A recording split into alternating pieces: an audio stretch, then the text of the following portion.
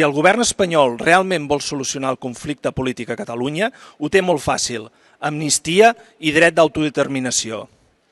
Perquè, tal com recorda el president d'Òmnium Cultural, Jordi Cuixart, tenim molt clar que la fi de la repressió mai no vindrà de renúncies, ni de penediments, ni de reformes parcials del Codi Penal, ni d'indults, com intenta fer-nos creure el govern de l'estat espanyol.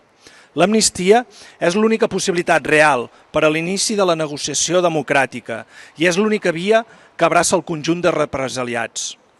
Ho repetirem tantes vegades com faci falta. No deixarem mai soles les més de 3.000 persones represaliades, algunes de les quals avui aquí ens acompanyen. I ara què cal? Cal signar. Cal exigir l'amnistia i fer-ho com sempre ho hem fet, com formiguetes, col·lectivament, recollint signatures una a una, gota a gota, fins a convertir-lo en un tsunami de suport social i ciutadà i impulsar els nostres representants a que ho defensin al Congrés de Diputats. Volem l'amnistia per tots els encausats i encausades, perquè siguin lliures, per fer-nos lliures. Escolta, Safarat, els homes no poden ser si no són lliures.